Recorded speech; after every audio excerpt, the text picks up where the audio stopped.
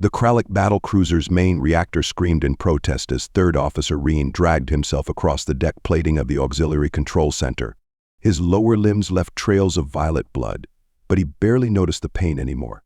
The ship's inertial dampeners had failed during that last barrage from the Scamet vessel, and artificial gravity was fluctuating wildly. Only his species' natural ability to adhere to surfaces kept him from floating away like so much other debris. Status report. He barked into his collar communicator, hoping anyone would respond. The silence that followed was broken only by the creaking of overstressed hull plates and the distant hiss of atmosphere venting from somewhere aft. The Pride of Dawn had fought well. By the ancestral spirits, they had fought brilliantly. Captain Renna's tactics had been perfect, drawing the larger Scamet warship into the asteroid field, where their superior maneuverability should have given them the advantage. But the cursed Eight Eyes had brought new weapons to this generation's long war. The strange torpedoes had ignored their countermeasures, phased straight through the asteroids they'd used for cover, and torn through their strongest shields like they were mere light screens. Engineering, respond. Reen tried again, his secondary heart beginning to flutter with stress. Bridge team, please acknowledge. The last he'd seen of engineering was First Engineer Guy desperately trying to contain a cascade failure in the primary plasma conduits. The bridge had taken a direct hit. He'd watched in horror through the internal monitors as the entire command deck decompressed. Captain Reneth and the bridge crew hadn't even had time to scream. A weak signal finally crackled through his communicator. Third Officer? It was Second Medical Officer Saray. Her voice was thick with pain. I'm in. Emergency medical. We have 14 survivors here. Critical conditions. Life support failing. Reen's primary heart nearly stopped. 14 survivors. Out of a crew of 230, he forced himself to remain focused, to be worthy of the captain's faith in promoting him to the command track. Hold position, Second Medical Officer. I'm coming to you. He began pulling himself toward the access shaft. Anyone else on this channel, acknowledge and report to emergency medical if you can move. We're not finished yet. But even as he spoke those words of encouragement, Reen saw the Scamet warship's energy signature vanish from the auxiliary sensors. They'd left, satisfied that the Pride of Dawn was doomed to a slow death in the void. In their eyes, this was a fate worse than a clean kill to die helplessly, untethered from purpose or meaning. His people called it the sunless death. It was the fate they feared above all others. Spirits guide us, Reen whispered, activating the emergency beacon even though he knew help would never arrive in time. This region was too remote, too far from established patrol routes. They were alone. They were going to die alone. It took Reen nearly an hour to reach emergency medical. The Pride of Dawn's internal architecture had become a twisted maze of collapsed corridors and sealed bulkheads. Twice he had to backtrack when he found his path blocked by hard vacuum, and once he nearly lost his grip when the artificial gravity suddenly reversed. The ship's systems were failing one by one. When he finally reached the medical bay, the sight stole the breath from all three of his lungs. Second Medical Officer Saray had converted the entire space into a makeshift critical care unit. Every bio bed was occupied, and more wounded lay on the deck between them. The air was thick with the sweet metallic scent of violet blood and the sharp tang of emergency sealant foam. Third Officer Saray acknowledged without looking up from her patient. Her uniform was stained dark, and one of her sensory stalks had been severed. We've lost 2 more since I called. 12 survivors here now. Reen moved to her side, his adhesive pads making soft clicking sounds against the deck.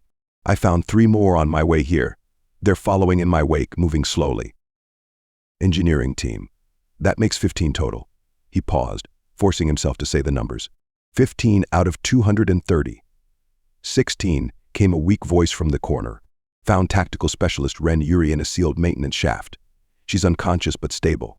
Reen turned to see communications officer Mex propped against a wall. The young officer's carapace was cracked along one side, but he still cradled Ren Yuri's head in his lap, monitoring her vitals with a damaged medical scanner. The captain, Saray asked softly. Gone. The entire bridge, Reen's vocal chambers constricted. I saw it happen on the monitors. It was quick at least. They died in battle facing our enemy. They'll reach the eternal light. A heavy silence fell over the medical bay, broken only by the beeping of medical equipment and the groans of the wounded. Everyone knew what he wasn't saying. The same fear lurked in all their minds. The bridge crew had died warriors' deaths, But the rest of them, as ranking survivor, I need to know our status, Reen finally said. Sarai. The medical officer's sensory stalk twitched in distress. Life support is failing. We're losing atmospheric pressure despite all the emergency sealant. Medical supplies are critical. I've used most of our synthetic hemolymph already. The worst part is the radiation. That last hit damaged our shielding. We're all being slowly cooked. Mechs? Communications? Long-range arrays are gone? Emergency beacon is broadcasting, but he left the rest unsaid. They all knew this region was empty.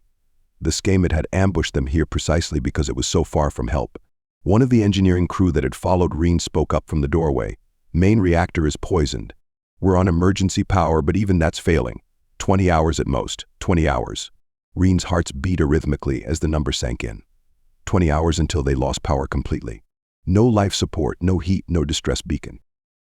Just 16 dying Clarke floating in a metal coffin, their bodies to be preserved forever in the freezing void. The sunless death. We'll need to begin the rites, he said quietly. We may be denied the eternal light, but we can at least die with dignity. With a harsh buzz from Mex's jury-rigged communications panel cut him off. The young officer's sensory stalks went rigid. Third officer, he said, his voice trembling. Multiple ships just appeared on our remaining sensors. Energy signatures are their spirits preserve us. Skamet reinforcements? No, sir. The signatures are Deathworlder. 3 hours had passed since they'd first detected the Deathworlder ships, but the alien fleet remained at the edge of their sensor range, seemingly content to observe their slow death. Reen found their patience unnerving. Every species knew that Deathworlders were aggressive, driven by the violent instincts bred into them by their harsh home planets. Why hadn't they attacked? He pushed the thought aside. They had more immediate concerns. It is time, he announced to the gathered survivors. Even those too injured to move had insisted on being dragged into the main area of the medical bay. No one wanted to be alone. Not for this. Sarai had dimmed the lights to conserve power, leaving only the soft purple glow of the emergency strips. It made the medical bay feel like a temple, which was fitting. They had to make do without a proper spiritual officer. She'd been among those lost in engineering. I am no priest, Reen began, his voice rough, but I will speak the words as best I remember them. He held up the captain's rank insignia, retrieved from the sealed box in her ready room. It would serve as their focus crystal. We gather now in the darkness between stars. We gather now in the darkness between stars, the others echoed weakly.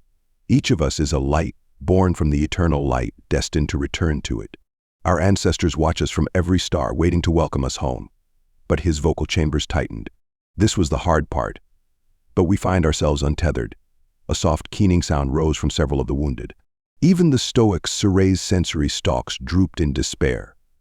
The ancient texts say that a warrior's death, faced with courage and purpose, creates a bridge of light to guide us home.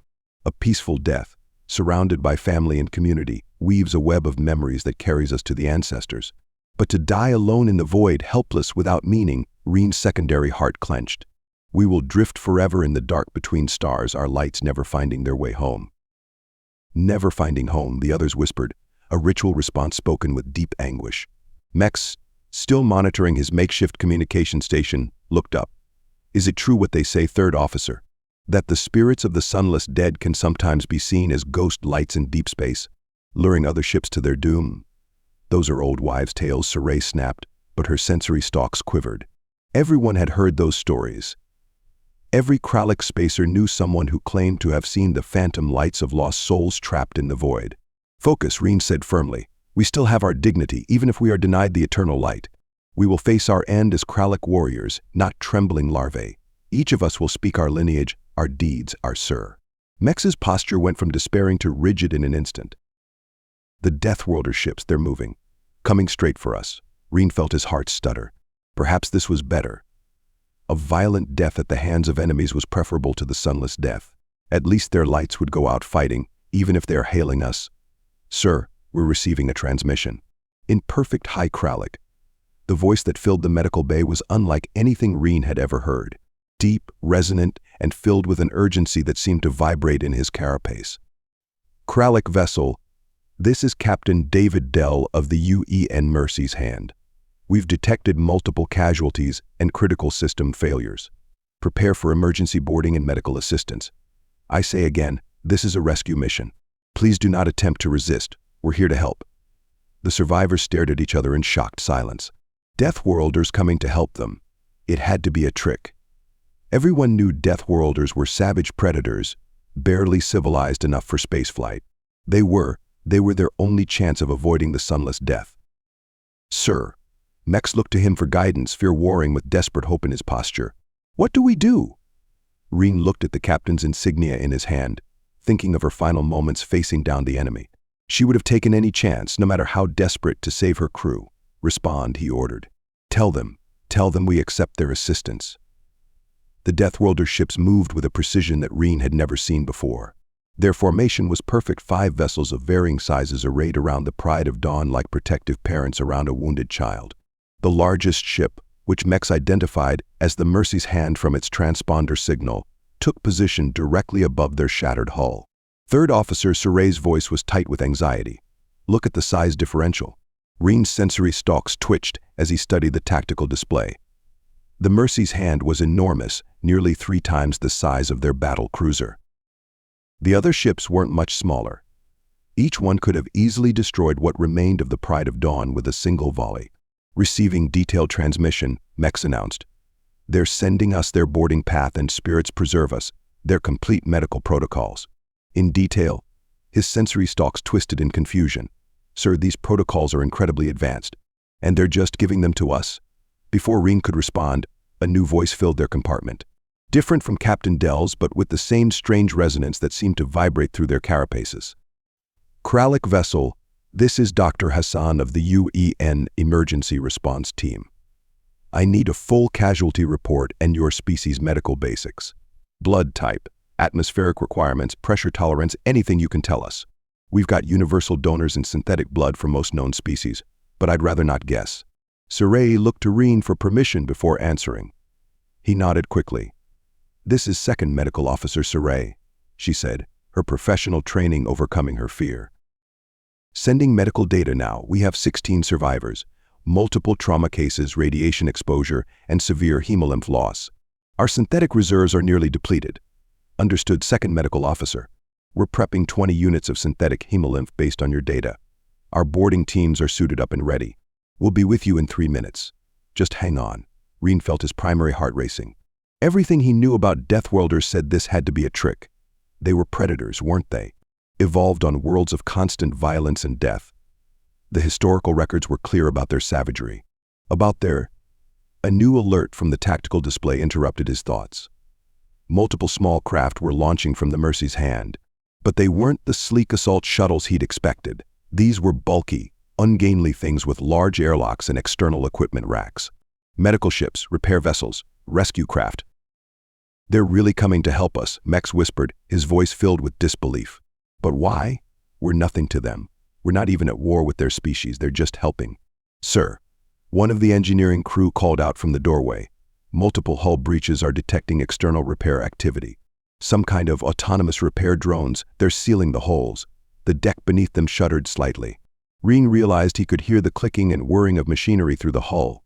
The Deathworlder ships had already begun repairs, and their boarding teams hadn't even arrived yet. "All teams, stand by for contact," Captain Dell's voice returned. "Dr. Hassan's medical team will board first, followed by damage control. Clarke vessel, you're not dying out here alone. Not on our watch." Reen felt something strange in his chest.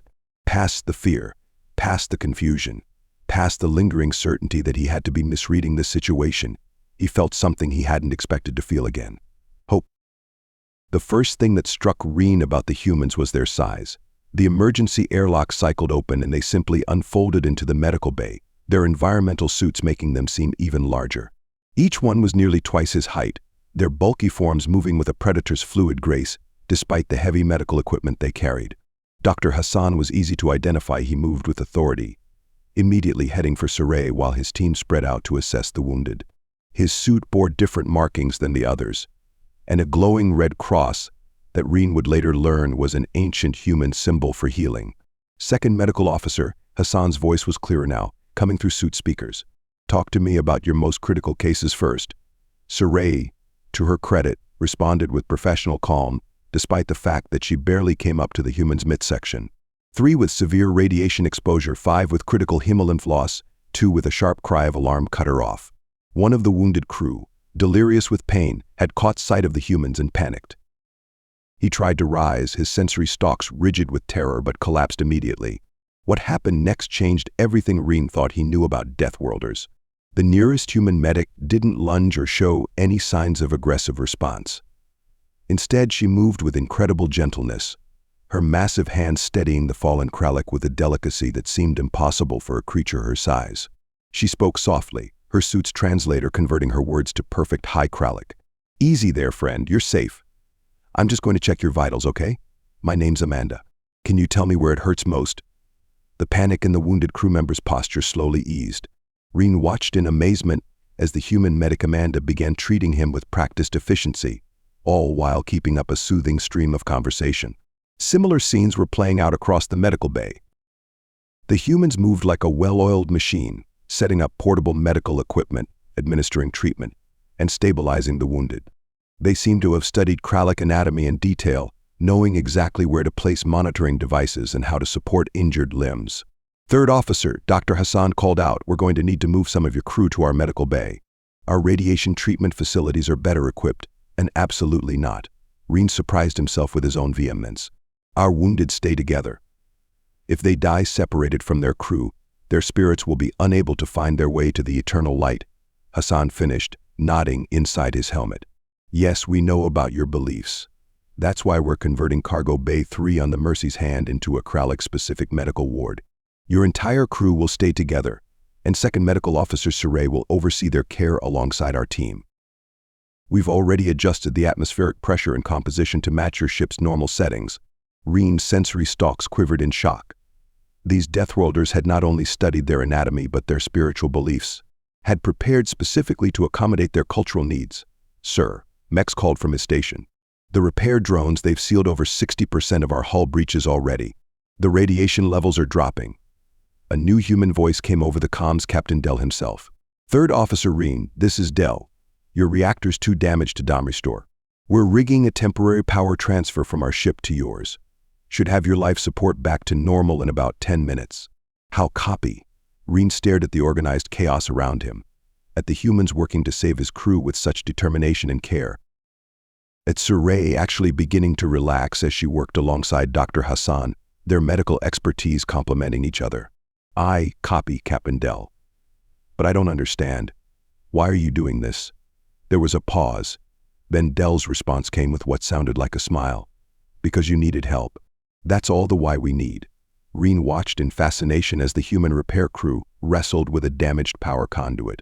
Their environmental suits were streaked with coolant and lubricant, but they worked with tireless determination. What impressed him most was their strength. They were manually holding the conduit in place while making repairs, a task that would have required mechanical assistance for his species. "That should restore power to the auxiliary medical systems," one of them reported, her name tag reading Brewster. "How's it looking, Doc?" "Much better," Dr. Hassan replied from the medical bay. He hadn't stopped working for a moment in the 3 hours since arriving. None of them had.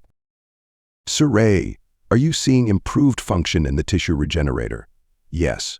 Surrey's voice held an excitement Reen hadn't heard since before the attack.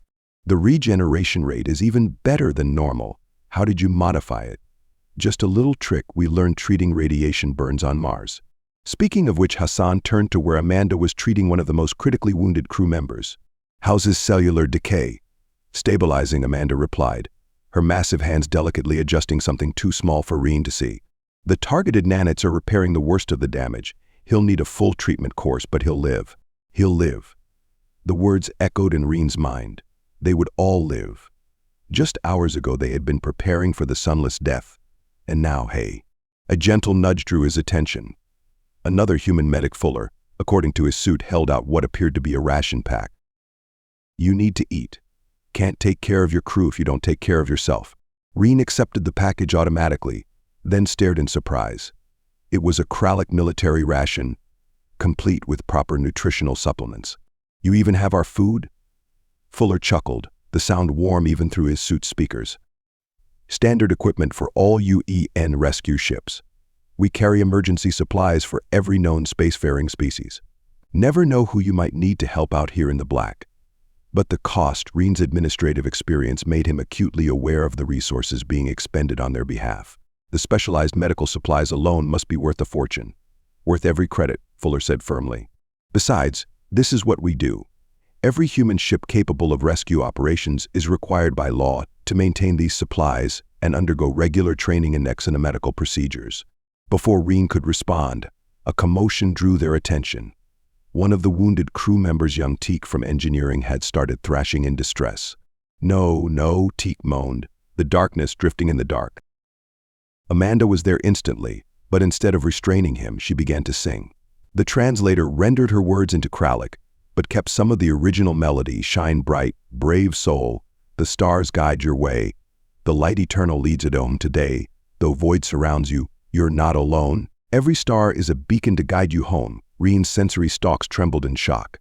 It was an ancient Kralic comfort hymn, sung to the dying to remind them of their connection to the eternal light. But how?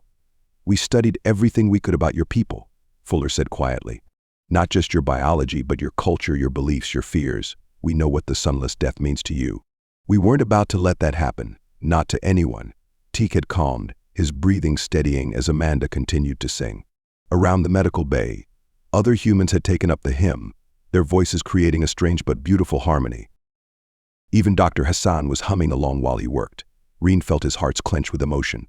These supposedly savage Deathworlders had learned their sacred songs just to comfort his dying crew, had prepared so thoroughly to save not just their bodies, but their spirits. Fuller, he said softly, I think perhaps we have much to learn about what it truly means to be civilized. The human medic's response was interrupted by Captain Dell's voice over the comms. Medical team status report. The Mercy's Hands cargo bay is ready to receive patients. How soon can we begin transfers? Whenever you're ready, Captain, Hassan replied. We've stabilized everyone for transport. Saray and I have worked out the transfer order to keep family groups and clutch mates together. Reen's tension eased further. They'd even researched Kralik's social bonds. Third Officer Dell addressed him directly. We'll have you home within 3 days. Your crew will be healthy. Your ship will be patched enough to make the journey. And what's that music I'm hearing? Just a little choir practice, Captain, Amanda answered, still singing softly to Teak. Nothing builds crew cohesion like a good song. Dell's warm chuckle filled the comms. Carry on then. Dell out. Reen looked around the medical bay, at humans and Kralik working together, at the mixing of voices in an ancient hymn, at the quiet competence and unexpected gentleness of these Deathworlders who had appeared like spirits of mercy in their darkest hour. Perhaps, he thought, they had found something even more precious than rescue. They had found hope in the knowledge that the galaxy held more wonders than they had imagined, and that sometimes the most fearsome-looking hands could be the gentlest. The Mercy's Hands Cargo Bay 3 had been transformed into something between a Kralik medical ward and a slice of home. The atmospheric processors hummed at exactly the right frequency, creating the subtle vibration that Kralik found comforting. The lighting matched the purple-tinged spectrum they preferred. They'd even adjusted the gravity to Kralik standard. Reen clung to the specially installed wall grips, another thoughtful detail as he made his rounds among his recovering crew. The humans had insisted he rest too, treating his own injuries which he'd barely noticed in the chaos. Now, a day into their rescue, he had time to truly observe their saviors. It's the contradictions that fascinate me, Saray said quietly as they watched Dr. Hassan demonstrate a new treatment technique. The human physician moved with that strange mix of predatory grace and incredible gentleness that seemed to characterize their species. Everything we know about Deathworlders says they should be aggressive, territorial, suspicious of other species. But look at them. Reen looked. He saw Amanda teaching young Teak how to play something called chess while monitoring his vital signs. He saw Fuller and Brewster taking turns telling outrageous stories to distract the more severely wounded during treatments. He saw Captain Dell, who had personally come down to check on them, discussing engineering principles with the surviving technical crew. Did you know, Saray continued, her sensory stalks twitching in amazement, that their bodies are constantly producing low levels of toxic compounds. Their biochemistry is so aggressive that they're technically poisonous to most species. They have to wear those suits around us not to protect themselves, but to protect us from them. That tracks with Deathworlder biology, Reen nodded. But not with Deathworlder behavior. Not with.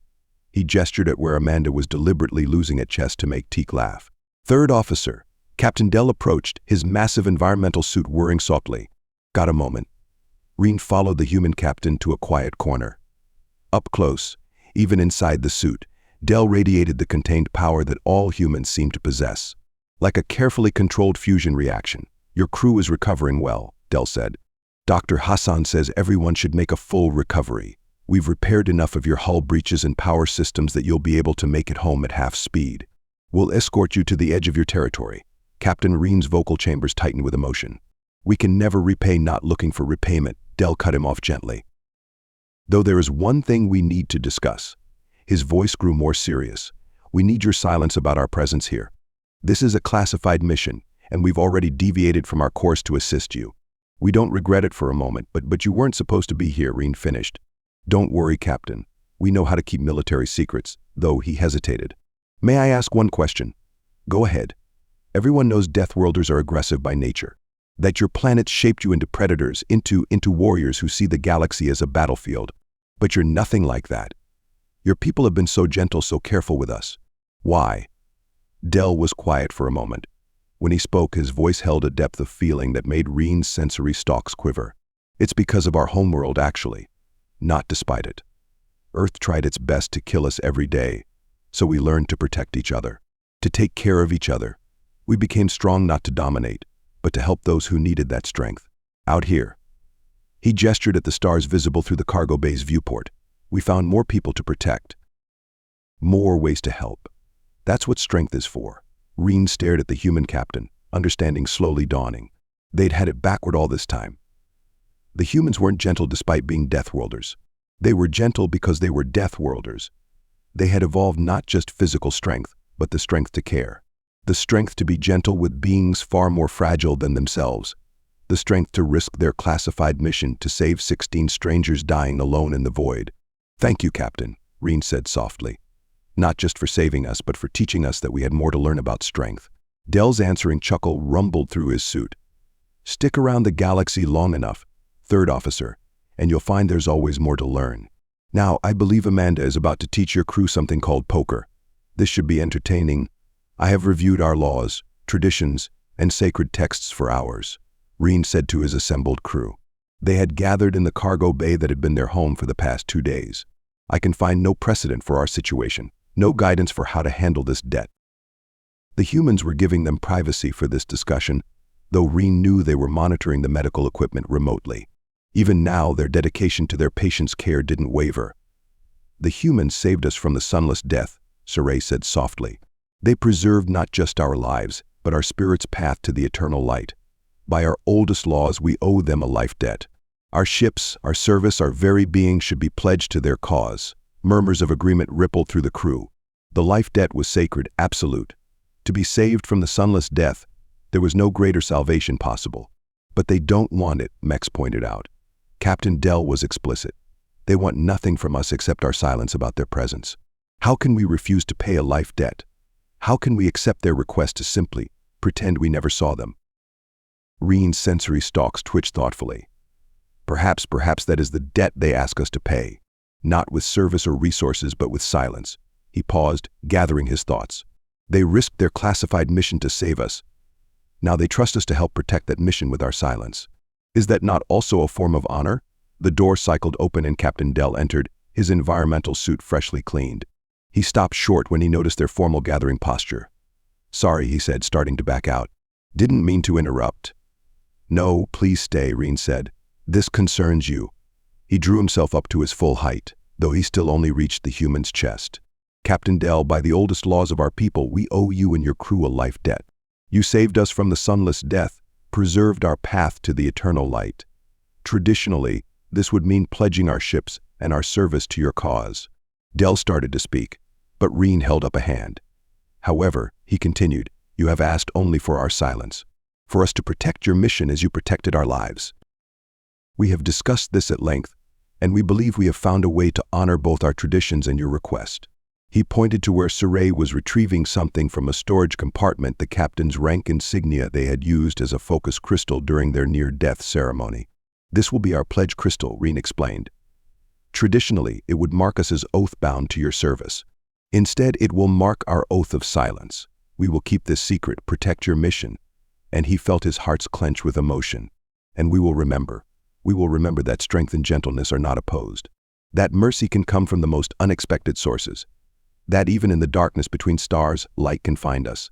Del was quiet for a long moment. When he spoke, his voice was rough with emotion even through the suit's speakers. We would be honored to accept your oath of silence. He paused, then added with a hint of humor, though I hope you'll still join us for one last poker game before we part ways. Fuller is convinced Teak is cheating, and I want to see how this plays out. Reen chittered in amusement. I believe Teak learned that from Amanda, actually. Ha! I knew she was teaching them more than just the rules. Del's posture grew more serious. Your ship's repairs are nearly complete. We'll be able to start you toward home tomorrow. Engineering says you'll have enough power for half speed, and we've plotted a course that avoids any known patrol routes. Thank you, Captain, for everything. No thanks needed. Just Del seemed to be choosing his words carefully. Just remember what you learned about Deathworlders. Maybe someday when the time is right, you can help others understand too. Reen's sensory stalks quivered with sudden understanding. The humans didn't want payment or service. They wanted something far more valuable, a chance to show the galaxy that strength and gentleness could coexist. That being born on a deadly world didn't make you a monster. It just meant you understood, better than anyone, the value of preserving life.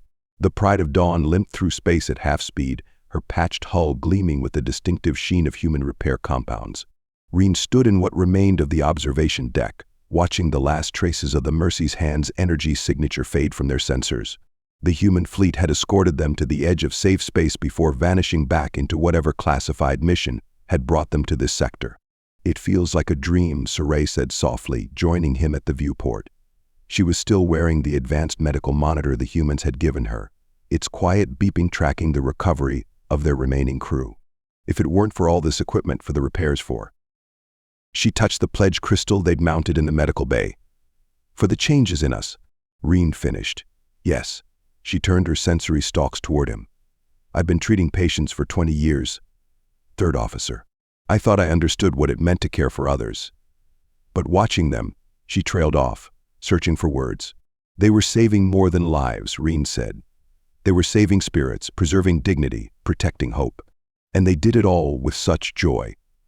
From elsewhere, in the ship came the sound of Teak teaching other crew members the card game the humans had left them. They'd been playing it constantly during their slow journey home, the simple activity helping them process everything that had happened. The High Command will want answers, Saray said after a moment, about how we survived, how we repaired the ship, about why our medical bay now has equipment decades ahead of anything they've seen. Reen nodded. They'd discussed this extensively. We tell them what we agreed, that we managed emergency repairs ourselves, that we scavenged the medical equipment from our attackers' debris field. They'll be so interested in studying the schema technology that they won't look too closely at our story. And the pledge crystal, a memorial to our lost crew members, a reminder that light can find us even in the darkest void. He touched the crystal gently, which is true in its way. Saray was quiet for a long moment, her posture thoughtful. You know what still amazes me most? They had everything prepared. The medical supplies, the atmospheric settings, even our comfort hymns. They didn't just save us on a whim. They had deliberately prepared to save anyone they might find, regardless of species. They carry supplies for races they've never even met, just in case. Because that's what strength is for, Reen quoted Del's words.